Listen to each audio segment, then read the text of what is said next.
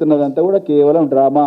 ఒక మూవీ దర్శకుడు ఏ విధంగా అయితే కథ స్క్రీన్ ప్లే దర్శకత్వం వహించి ఇస్తారో ఆ విధంగా మీరు ఒక స్క్రిప్ట్ రాసుకున్నారు, దాని ప్రకారమే మీరు యాక్షన్ చేస్తేనే చాలా క్లియర్గా అర్థమైపోయింది. అందుకొరకు నేను మొదటినే చెప్పిన, Revanth Reddy is acting like Bandi Sanjay are BJP security force. Bandi Sanjay and BJP are acting as Revanth Reddy protection force, RPF BSF. ఒకరు ఆర్పిఎఫ్, ఇంకొకరు బిఎస్ఎఫ్. మీరిద్దరు ఒకరికొకరు పరస్పర సహకారం చేసుకుంటున్నారు అనేది మేము ఎప్పటి నుంచో చెప్తున్నాం. మీరు మాత్రం ఖండిస్తూ అది చేస్తూ డ్రామాలు చేస్తున్నారు. ఇవాళ మీరు బరితెగించి బాహాటంగా బయటపడ్డారు. కాగజ్ నగర్లో కాంగ్రెస్ బీజేపీ చేతులు కలిపిండ్రు. అదేవిధంగా ఆమన్గల్లో మొత్తం ప్రపంచం అంతా చూసింది, కాంగ్రెస్ బీజేపీ చేతులు కలిపిండ్రు. మొయినాబాద్లో అదే జరిగింది, నర్సాపూర్లో అదే జరిగింది, అలియాబాద్లో అదే జరిగింది, కరీంనగర్ ఉమ్మడి కరీంనగర్ జిల్లా అంటే జగిత్యాల జిల్లా మెట్పల్లిలో కూడా అదే జరిగింది.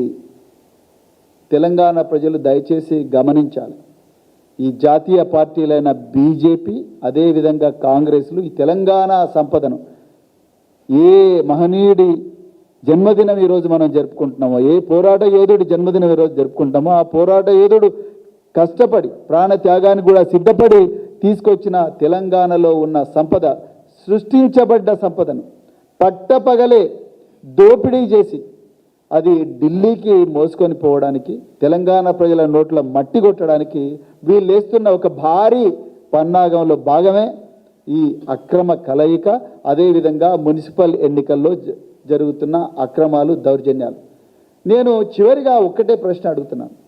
స్టేట్ ఎలక్షన్ కమిషన్, మేము చిన్నగా ఉన్నప్పుడు చదువుకున్నాం. మేము 1990s పివి నరసింహారావు గారు ప్రధానమంత్రిగా ఉన్నప్పుడు, అంతకుముందు ఇంకా చాలామంది ప్రధానమంత్రి, దేవగౌడ గారు, తర్వాత ఐకే గుజరాల్ గారు ప్రధానమంత్రిగా ఉన్నప్పుడు టిఎన్ శేషన్ అనే ఒక చీఫ్ ఎలక్షన్ కమిషనర్ ఉండేవారు. అంతకుముందు పేరి శాస్త్రి, రమాదేవి, ఎంతోమంది ఉండేవారు. కానీ టిఎన్ శేషన్ గారు ఎలక్షన్ కమిషన్కు ఒక శాంక్టిటీ, ఒక పేరు, ఒక దేశంలో సక్రమంగా ఎలక్షన్లు జరగాలి, రాజ్యాంగం ధర్మం 4 పాదాల మీద నడవాలి, రాజ్యాంగబద్ధంగా పాలన జరగాలంటే ఎలక్షన్లు దేశంలో నిష్పక్షపాతంగా జరగాలి, రాగద్వేషాలకు అతీతంగా జరగాలని చెప్పేసి అబ్జర్వర్ సిస్టమ్ అని రకరకాల కార్యక్రమాలు పెట్టి ఆ ఎలక్షన్ కమిషన్కు ఒక శాంక్టిటీ తీసుకొచ్చారు. అక్కడి నుండి ఈరోజు తెలంగాణలో ఎలక్షన్ కమిషన్ సాక్షిగా అక్రమాలు జరుగుతూ ఉన్నాయి. ఏ కారణం లేకుండా చైర్మన్, వైస్ చైర్మన్ ఎన్నిక ఎందుకు పోస్ట్పోన్ చేస్తున్నారు? జనగామలో అయితే కాంగ్రెస్ నాయకుడు పోయి ఆ మహిళను గట్టిగా కొట్టి చేయి కింది పడేస్తాడు, గొడవ జరుగుతుంది, పోలీసు వాళ్ళు లోపలికి దొరుకుతారు. అసలు పోలీసు వాళ్ళు ఎందుకు పోయారు లోపలికి? పోలీసు వాళ్ళు అసెంబ్లీకి పోలీసు వాళ్ళు పోతే రాణిస్తారా? పార్లమెంట్లోకి పోలీసు వాళ్ళని రాణిస్తారా? మరి ఈరోజు మున్సిపల్ కమిషనర్ ఆఫీసులోకి, కౌన్సిల్ ఆఫీసులోకి ఏ విధంగా పోలీసు వాళ్ళని రాణిస్తున్నారు?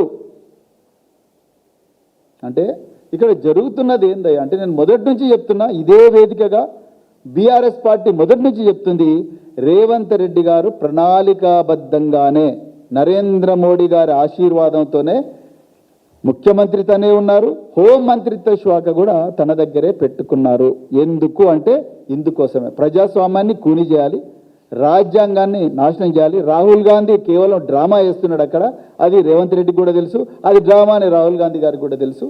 సో ప్రజాస్వామ్యాన్ని కూని చేయాలంటే పోలీసు వ్యవస్థ తప్పనిసరిగా నా చేతిలో ఉండాలి. ఉంటేనే ఏవైతే సాక్రెడ్ ప్లేసెస్ అంటే పవిత్రమైన స్థలాలు, అసెంబ్లీ కానీ లేకపోతే కౌన్సిల్ కానీ లేకపోతే ఏవైతే ఉన్నాయో దాంట్లో కూడా నేను చొచ్చుకొని పోయి